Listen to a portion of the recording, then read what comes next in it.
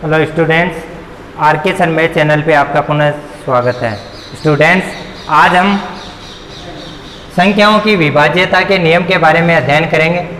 तो सबसे पहले अगर किसी संख्या से आप अभाज्य गुणनखंड विधि से लसाअ निकालते हो, मसाअ निकालते हो, या आप चेक करते हो कि कोई संख्या है वो पूर्ण वर्ग है या नहीं है, पूर्ण घन है या नहीं है, किसी संख्या को पूर्ण वर्ग बनाने के लिए कितने से गुणा करना पड़ेगा, या किसी संख्या को पूर्ण वर्ग बनाने के लिए कितने से भाग देना पड़ेगा, या किसी संख्या को पूर्ण घन बनाने के लिए कितने से गुणा करना पड़ेगा या भाग देना पड़ेगा, तो आपको वहां पर अभाज्य गुणनखंड विधि का प्रयोग करना पड़ेगा।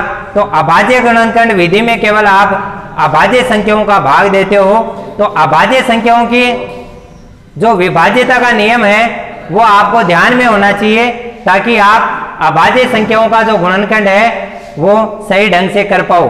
तो पहला जो अपना अभाज्य संख्या है वो है 2, और 2 से विभाज्यता का नियम ये कहता है कि यदि किसी संख्या का इकाई अंक, आपके पास कोई संख्या है उसका इकाई अंक 2 है या 4 है या 6 है या 8 है या 0 है, इनमें से कोई अंक है इकाई अंक, तब तो उस संख्या में 2 का भाग जाएगा, वरना उस संख्या में 2 का भाग नहीं जाएगा।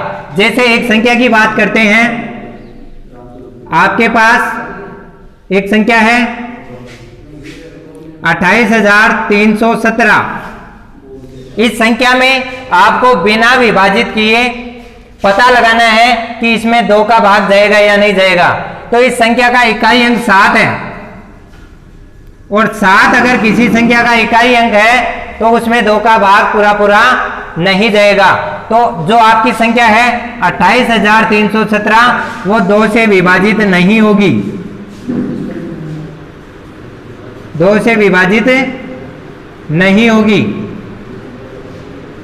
और अगर आप दूसरा एग्जाम्पल लेते हो, जैसे आपके पास एक संख्या है 45,230, इसका इकाई अंक 2 है, तो ये इसका इकाई अंक है वो 2, 4, 6, 8 या 0 में से है, इस वजह से इसमें 2 का भाग पूरा जाएगा। और यह संख्या जो होगी 45,230 वो 2 से पूर्णतया विभाजित होगी।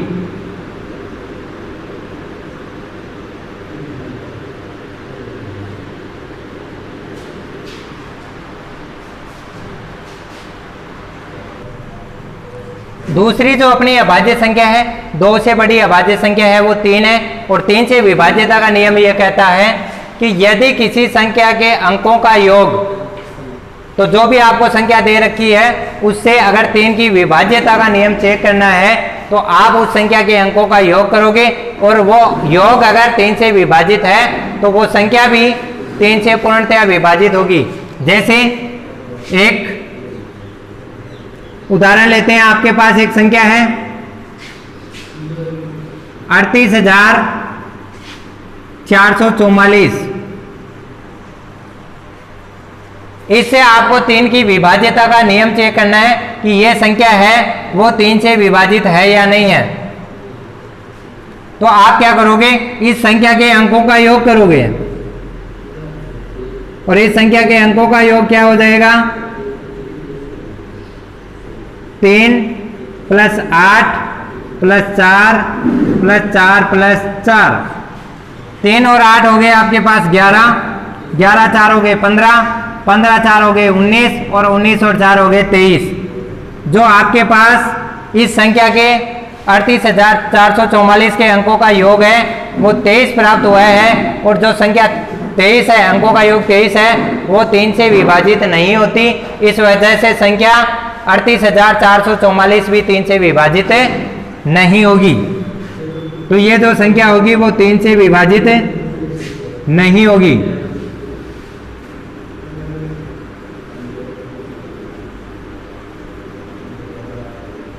अब एक दूसरा एग्जाम्पल लेते हैं, जैसे 216 कोई संख्या है, उससे 3 से विभाज्यता का नियम चेक करना है कि यह जो संख्या है वो 3 से विभाजित है या नहीं है। तो आप इसके अंकों का योग करोगे, और 216 के अंकों का योग होगा वो होगा 2 प्लस 1 प्लस 6, जो 2 प्लस 1 3 हो गया, और 3 और 6 9 हो गए।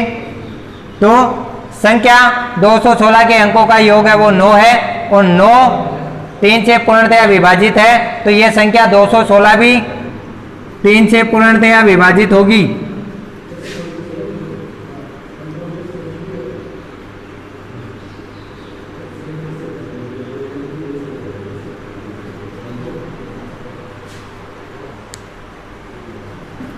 आपने 2 से विभाज्यता का नियम पढ़ लिया। 2 के बाद में उससे बड़ी अभाज्य संख्या अब 3 होती है। 3 से विभाज्यता का नियम पढ़ लिया, और अब 3 से बड़ा जो अभाज्य संख्या है वो 5 है, तो 5 से विभाज्यता का नियम पढ़ते हैं। और 5 से विभाज्यता का नियम यह कहता है, यदि किसी संख्या का इकाई अंक 0 हो या 5 हो, 0 भी हो सकता है और 5 भी हो सकता है। अगर किसी संख्या का इकाई अंक 0 या 5 में से कोई अंक है, तो वो संख्या है वो 5 से पूर्णतया विभाजित होगी। और अगर उस संख्या का इकाई अंक है वो 0 या 5 में से नहीं है, तो वो संख्या 5 से पूर्णतया विभाजित नहीं होगी।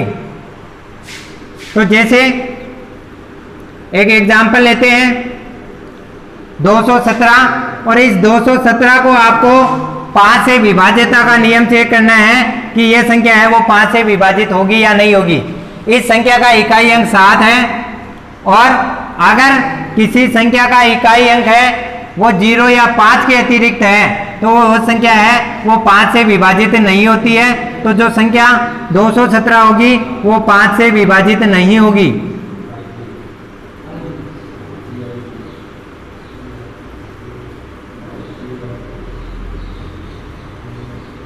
और एक दूसरी संख्या लेते हैं, जैसे 15,625 है, तो इसका आपको 5 से विभाज्यता का नियम चेक करना है कि ये जो संख्या है 15,625 वो 5 से विभाजित होगी या नहीं होगी। तो इस संख्या में आपका इकाई अंक क्या मिल रहा है, आपको 5 मिल रहा है। और यदि किसी संख्या का इकाई अंक 0 या 5 में से कोई हो, तो वो संख्या 5 से विभाजित होती है। तो इस संख्या का इकाई अंक 5 होने की वजह से ये संख्या 5 से पूर्णतः विभाजित होगी।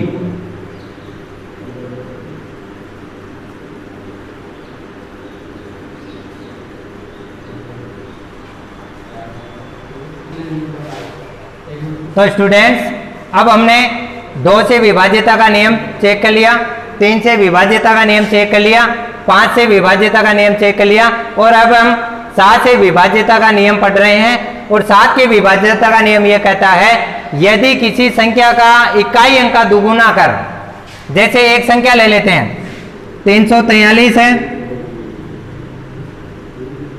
इसके इकाई अंक का दुगुना करना है। इकाई अंक इसका 3 है, उसका दुगुना करना है। तो इकाई अंक का दुगुना कितना हो जाएगा, 6।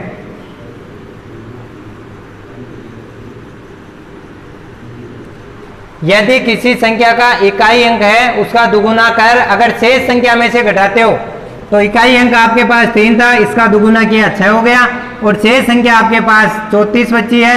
उसमें से अगर इसको घटाया जाए इकाई अंक के दुगुने को, तो कितना प्राप्त हो रहा है, 34 - 6 28।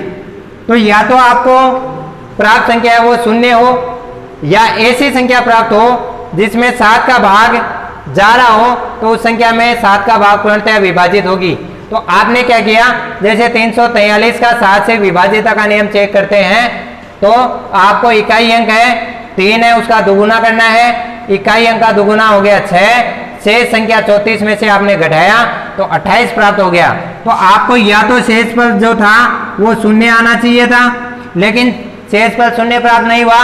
लेकिन अगर शेष पर 0 प्राप्त नहीं होता है, तो आपको ऐसी संख्या प्राप्त होनी चाहिए जिसमें 7 का भाग पूरा पूरा जा रहा हो। तो शेष पर 0 तो प्राप्त नहीं हुआ, लेकिन 28 प्राप्त हुआ है जिसमें आपके 7 का भाग पूरा पूरा जा रहा है। तो इस संख्या 343 में है वो 7 का भाग पूरा पूरा जाएगा। और एक दूसरी संख्या लेते हैं 248, इसका भी यही नियम है, इसका भी 7 से विभाज्यता का नियम चेक करते हैं। तो तो इसके इकाई अंक इसका 8 है, इसका दुगुना करना है और इकाई अंक का दुगुना हो जाएगा 8 गुणा 2 16, इकाई अंक का दुगुना 16 हो गया। और शेष संख्या में से घटाना है, तो शेष संख्या आपके पास 24 है, तो शेषफल कितना आ रहा है 24 माइनस 16, और 24 माइनस 16 कितना होता है 8।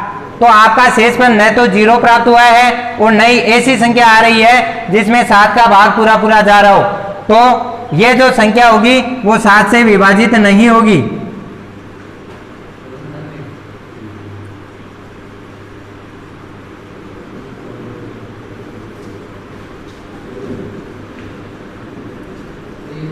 तो स्टूडेंट्स, आज हमने 2 से 3 से 5 से और 7 से विभाज्यता का नियम पढ़ा है। कल हम अभाज्य संख्या 11, 13, 17 और 19 से विभाज्यता का नियम पढ़ेंगे। धन्यवाद।